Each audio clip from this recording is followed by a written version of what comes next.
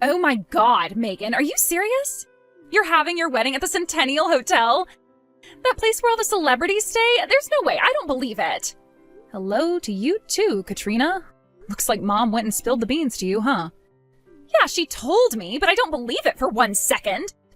And why is that, dare I ask? Well, I mean, think about it. There's no way someone with a lame office job like you could afford a wedding there. It costs like $50,000 just to get in the door. What? My husband and I are both contributing to the cost of the wedding. Honestly, compared to what my husband is spending, it hardly seems fair to say I'm contributing at all. Your husband? Oh. Yeah, right, sure. I bet he's paying for 1 napkin. What's your deal, Katrina? Seriously. We talked it over and we're each contributing an amount proportional to what we make at our jobs. It really is that simple. And you picked the Centennial Hotel for the venue? Not only that, but you're booking the biggest room in the entire building. They had some global business summit in that room last year. My husband wants to be able to invite as many of his associates as possible, and given the numbers involved, that was the only room that was feasible for us. Oh yeah, cool story, Megan, but I'm not buying it for 1 second. I'm not selling anything, though. What makes you think I'm lying?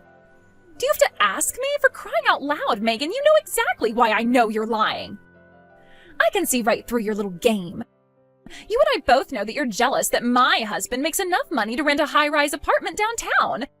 You're only planning this insane wedding because you're going to try and make me pay for it. Wait, what?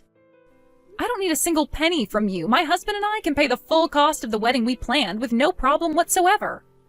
Do you really think I believe that? It is really, really bizarre that you think we're so hard up for money, but rest assured, we're not. We're doing just fine for ourselves, Katrina. Okay, you're really committed to this story, but let me make one thing clear. My husband is sitting next to me, and he wants me to tell you something.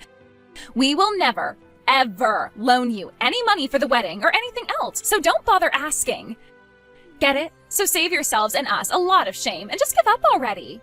You are something else, Megan. Yeah, I know. Like, that's exactly why I'm making this so clear to you. I'm not like you. I'm not some poor loser who has to beg for their sister's rich husband for money to pay for their own wedding. I don't really care if you believe me or not. We're not going to ask you for anything, so just leave me and my husband alone. Goodbye. You know, I really have to hand it to you, Megan. You are really committed to this. You were actually willing to go up to your eyeballs in debt just to impress me with an extravagant wedding well beyond your means. Who said anything about debt? I mean, look at this place. It's gorgeous. Poor losers like you and your husband couldn't even afford to rent this place for 1 second. You definitely took out a loan for this. This conversation again, I thought I made it very clear the last time we talked about this.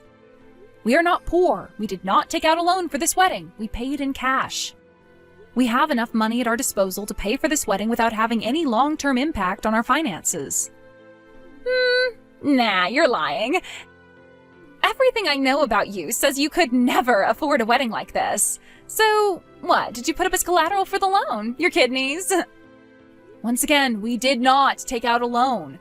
And just for the record, if you even think about saying anything stupid about us being poor or taking on debt for this wedding, sister or not, I'm gonna have words with you. Oh, don't worry about me, sister dearest. I won't do any such thing. Good. I'll be keeping my eyes on you, though. I won't have the opportunity to talk to any of your guests because I'm not going. What? You're just gonna divorce him in 2 months anyway, once you get tired of being married to a deadbeat loser like him. So me coming to your wedding would just be a massive waste of my time. My God in heaven, Katrina, we're not poor. You know what? I don't have time to deal with you right now. I suppose this means that I can mark both you and your husband as not attending, right? Yep. My husband doesn't want to waste his time either.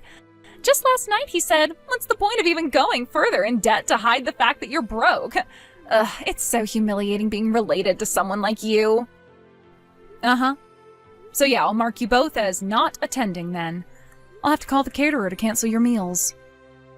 Uh-oh, 2 meals? Oh, that must be like 2 months' salary for you two. Well, while you two are enjoying the last decent food you'll ever eat, My husband and I are going to invite a bunch of his friends over to our high-rise apartment and have a real party. To think that you're too poor to experience high society like this. I almost feel bad for you. Oh, and one more thing. We'll be sending a formal written notification in the near future, but my husband has a message for you. Your husband? What does he want with me?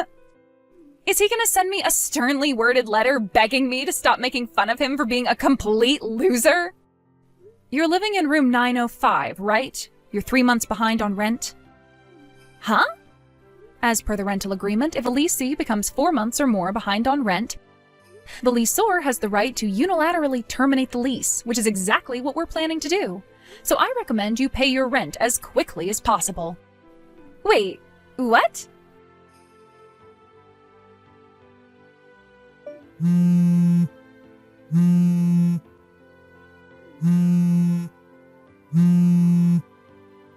Hey, Megan, are you there? Your husband's name, it's Terrence, right? When I looked on the lease agreement just now, it says that the owner of our building's name is Terrence. They even have the same last name. Is your husband the owner of our apartment building? Or is it just some crazy coincidence and the guy just has the same first and last name? I thought your husband worked odd jobs. There's no way he has enough money to own an entire apartment building, right?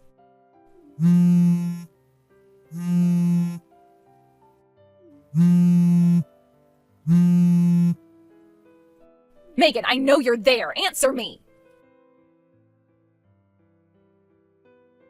You know, somehow I knew that you'd end up storming into our reception dinner. What do you expect me to do? We're about to get kicked out of our sweet apartment. Just calm down, would you? It's not like we're gonna boot you out the door today or anything. You are terrible, Megan. Really, just the worst. You waited until the last second to drop that bomb on me just to make me come to your stupid wedding?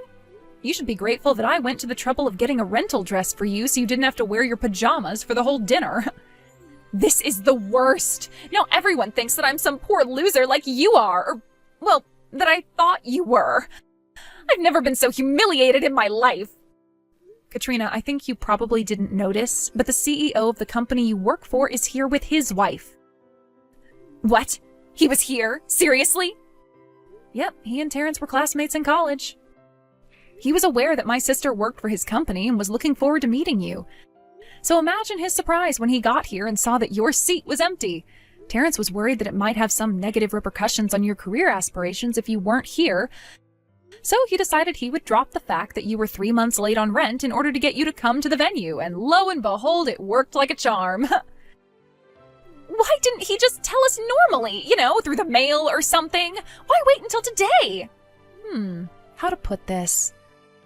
Let's just say it was a little bit of revenge for treating me and my husband like we're destitute when you and your husband are the ones 3 months behind on rent. You little... The truth is that Terrence really was dirt poor when he was young. His family went through some super hard times, but he didn't let that hold him back. He worked harder than anyone else in his class, all the way from grade school to university. And that hard work and dedication is what led to the lifestyle he has today. And all his experiences of struggling during his younger years make this wedding all the more enjoyable for him. You should have seen him. He was grinning from ear to ear the whole time with pride at what he'd accomplished. And it was also what ticked him off so much about the way you'd been talking about him since we started dating. Oh. For real, Katrina, what's your problem? What made you think he just worked odd jobs? Sure, I've never come out and explicitly stated this is what he does for a living, but still. You didn't even realize that he was the owner of your apartment building? Mind explaining that one to me? Well, I see him cleaning the entrance to the apartment building from time to time. Sweeping, mopping, that sort of thing. So, I don't know, I figured he just worked at the cleaning company that the apartment manager contracted with. And then I'd see him at the nearby convenience store in the middle of the day, too. He was always wearing super casual clothes, like sweatpants, sandals, hoodies. What was I supposed to think? He takes pride in his work, Katrina, something you obviously aren't familiar with. It's his building. He wants to make sure all the public spaces are spick and span. And as for going to the convenience store, it's not like he's attending a state dinner or anything. What's wrong with wearing casual clothes out on the town? Hey, don't tell me. The owner's room on the top floor. Is that his apartment? Is that where you're gonna live from now on? Yep. Seriously? I don't believe this. You really didn't know? How was I supposed to know? Didn't you see the return address on the wedding invitations we sent out? No one looks at the return address. I suppose we do have an exclusive elevator, so it's pretty likely that we wouldn't meet when coming and going.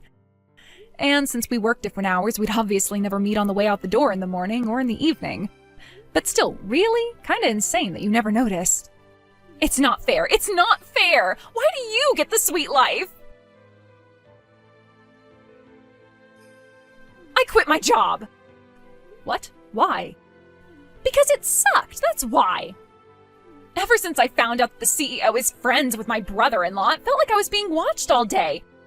It felt super creepy, and I just started hating it there. Is that really why you quit? Well, that and the fact that my husband makes a ton of money. We can survive on just one income, so I thought I'd try my hand at doing the whole homemaker thing for a while. Ah, I see. I submitted my resignation yesterday, and once I use up all of my days of paid leave, I'm officially done for good. Being a housewife is going to be so much fun. I think I might call a door-to-door nail artist to give me a manicure. If you've got money to get your nails done, how's about you pay your rent? You know, the rent that you're 3 months late on? Oh, that's not my responsibility. Talk to my husband about the rent. He's the one whose name is on the lease, so I think he just made a mistake when he filled out the automatic payment thingy with the bank. I bet that'll get taken care of in no time. Yeah? Well, for your sake, I hope you're right. My husband got fired! Uh-oh. Yeah, it all happened like 6 months ago. Did you hear why he got fired? Yeah, apparently he made a mistake that cost the company a contract worth millions of dollars. And the company was apparently making a huge bet on getting that contract, so a bunch of investment went completely to waste. I guess it wasn't the kind of goof that can be punished with just a transfer or docking his pay. And that's the reason why we haven't been paying the rent for the last few months. When I checked our bank account balance, it was practically empty. All our savings are gone. Oh, so that's what happened. Well, that makes our decision on what to do next much easier. We'll begin the process of terminating your lease immediately.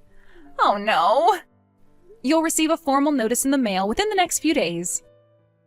Also, as per the terms of the contract, the 3 months' rent you owe will be billed to your co-signer in the event you're unable to pay.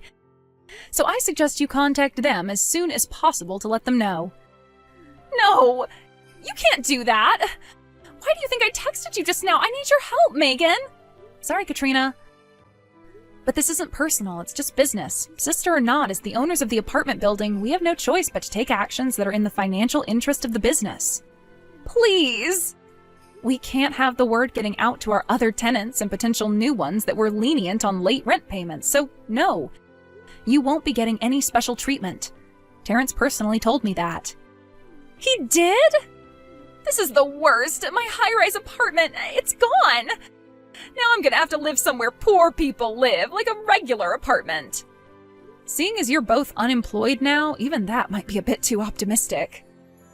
But my husband is working really hard to find a new job, and he's even doing some short-term jobs here and there for some extra cash. So, your husband is broke and working odd jobs, eh? Hey, just what is that supposed to mean? Oh, nothing, Katrina. Nothing at all.